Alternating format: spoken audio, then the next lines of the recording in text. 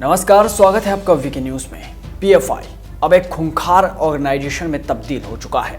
अब सभी सुरक्षा एजेंसियों को सतर्क हो जाना चाहिए। इन लोगों ने कई स्क्वाड बना रखे हैं, उन्हें आर्म्स की ट्रेनिंग भी दे रहे हैं। ये कोई सामाजिक काम नहीं है। ये बात मैं नहीं कह रहा, ये बात कही है यूपी एटीएस के आईजी अमिताभ यश ने। ये बात तब कही गई जब पीएफआई के 2 सदस्य पकड़े गए और उसके बाद जिस तरह के खुलासे हो रहे हैं वो चौंकाने वाले हैं। जी हाँ, देश भर में पीएफआई अब नासूर बनते जा रहा है। एक ऐसा घाव जिसका इलाज अगर सही समय पर नहीं हुआ तो देश के लिए बेहद ही खतरनाक साबित होगा।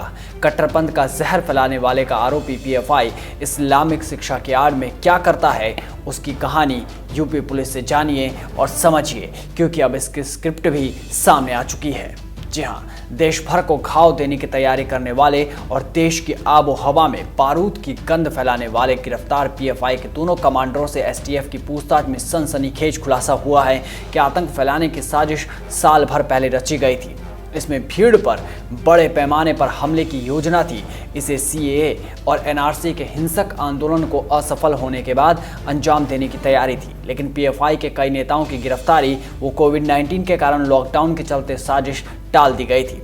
उस साजिश को इसी फरवरी के अंत में अंजाम देना था। न्यूज रिपोर्ट्स की माने तो एसटीएफ के अफसरों के अनुसार दोनों के पास इससे जुड़े कई दस्तावेज मिले हैं। इसमें 1 साल पहले की डायरी के पन्ने पर आतंकी हमले की योजनाबद्ध तरीके से तैयारी का जिक्र है।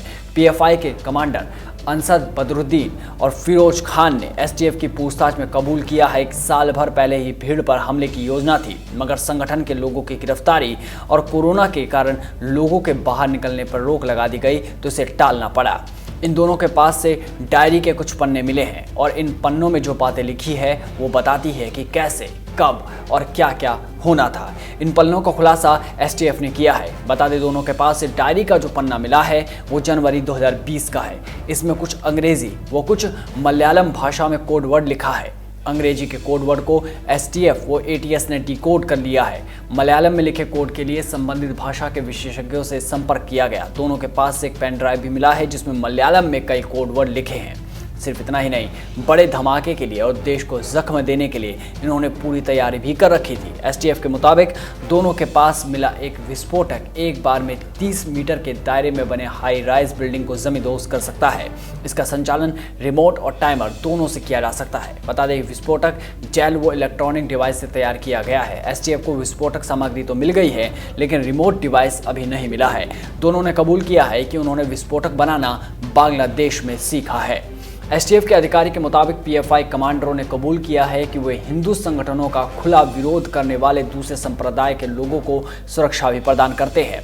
इसके लिए दोनों ने दक्षिण भारत में हुई सलाउद्दीन शेख की हत्या का भी जिक्र किया। दोनों ने कहा कि सलाउद्दीन शेख संघ व हिंदू संगठनों का विरोध करता था, उसे हमने सुरक्षा देने की पेशकश की थी। हालांकि इससे पहले ही उसकी हत्या हो गई। उसके परिजनों ने हिंदू संगठनों पर आरोप लगाया है। पीएफआई उसके परिवार की सुरक्षा का इंतजाम कर रही है। पीएफआई की जड़ कितनी मजबूत हो चुकी है, इसका भी खुलासा हो चुका है। पीएफआई ने कई सारे विंग बना रखे हैं।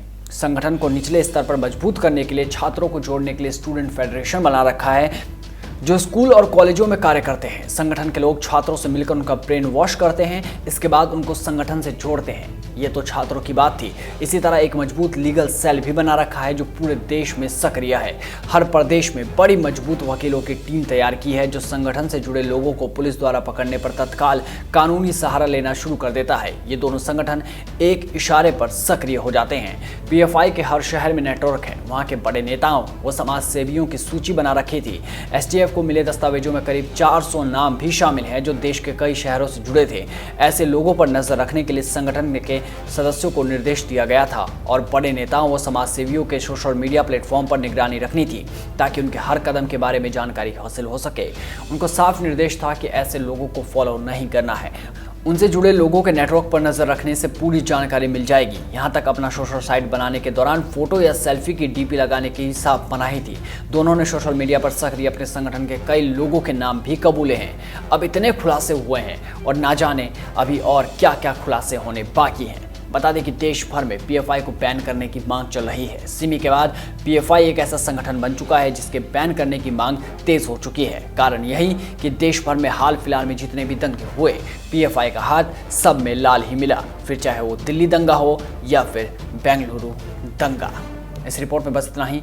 देश और दुनिया के तमाम बड़ी खबरों से जुड़े रहने के लिए बने रहिए वीके न्यूज़ के साथ। नमस्कार।